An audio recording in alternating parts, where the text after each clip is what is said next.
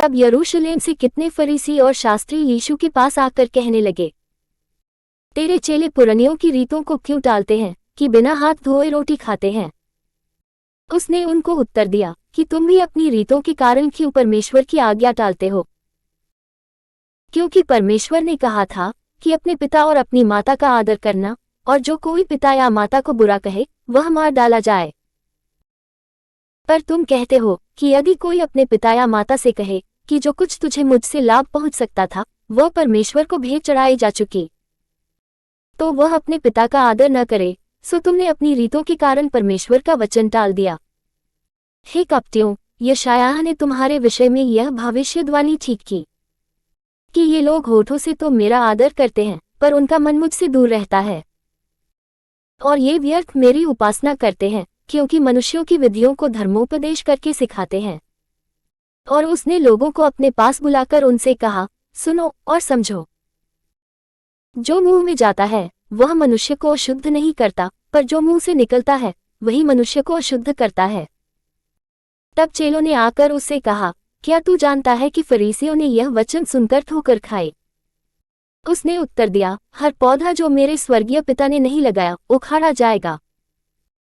उनको जाने दो, वे अंधे मार दिखाने वाले हैं, और अंधा यदि अंधे को मार दिखाए तो दोनों गड्ढे में गिर पड़ेंगे।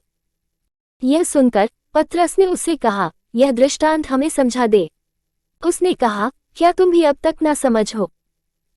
क्या नहीं समझते कि जो कुछ मुंह में जाता वह पेट में पड़ता है और संडास में निकल जाता है? पर जो कुछ मुंह से निकलता है वह मन से निकलता है, और वही मनुष्य को अशुद्ध करता है। क्योंकि कुचिंता, हत्या, परस्त्रीगमन, व्यभिचार, चोरी, झूठी गवाही और निंदा मन ही से निकलती है। यही है जो मनुष्य को अशुद्ध करती है, परंतु हाथ बिना धोए भोजन करना मनुष्य को अशुद्ध नहीं करता। यीशु वहां से निकलकर सूर और सैदा के देशों की ओर चला गया। और देखो, उस देश से एक कनानी स्त्री निकली और चिल्लाकर कहने लगी, हे प्रभु दाऊद के संतान, मुझ पर दया कर, मेरी बेटी को दुष्टात्मा बहुत सता रहा है। पर उसने उसे कुछ उत्तर न दिया, और उसके चेलों ने आकर उससे विनती कर कहा, इसे विदा कर, क्योंकि वह हमारे पीछे चिल्लाती आती है। उसने उत्तर दिया कि इस्राएल के घराने की खोई हुई भीड़ों को छोड़ मैं किसी के पास नहीं भेजा गया। पर वह आई और उसे प्रणाम करके कहने लगी, हे प्रभु, मेरी सहायता कर। उसने उत्तर दिया कि लड़कों की रोटी लेकर कुत्तों के आगे डालना अच्छा नहीं। उसने कहा, सत्य है प्रभु, पर कुत्ते भी वह चूरचार खाते हैं जो उनके स्वामियों की मेज से गिरते हैं। इस पर यीशु ने उसको उत्तर देकर कहा कि हे स्त्री, तेरा विश्वास बड़ा है, जैसा तू चाहती है तेरे लिए वैसा ही हो। और उसकी बेटी उसी घड़ी से चंगी हो गई।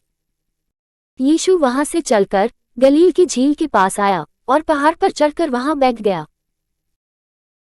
और भीड़ पर भीड़ लंगड़ों, अंधों, गूंगों, टुंडों और बहुत औरों को लेकर उसके पास आए और उन्हें उसके पांवों पर डाल दिया, और उसने उन्हें चंगा किया। सो जब लोगों ने देखा कि गूंगे बोलते और टुंडे चंगे होते और लंगड़े चलते और अंधे देखते हैं, तो अचंभा करके इस्राएल के परमेश्वर की बड़ाई की।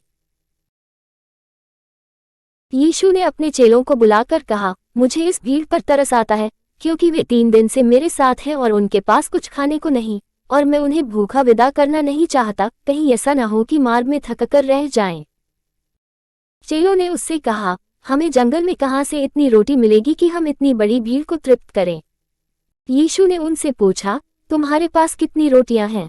उन्होंने कहा, 7 और थोड़ी सी छोटी मछलियां। तब उसने लोगों को भूमि पर बैठने की आज्ञा दी, और उन 7 रोटियों और मछलियों को ले धन्यवाद करके तोड़ा और अपने चेलों को देता गया, और चेले लोगों को। सो सब खाकर तृप्त हो गए और बचे हुए टुकड़ों से भरे हुए 7 टोकरे उठाए। और खाने वाले स्त्रियों और बालकों को छोड़ 4000 पुरुष थे। तब वह भीड़ को विदा करके नाव पर चढ़ गया और मगदन देश के सिवानों में आया।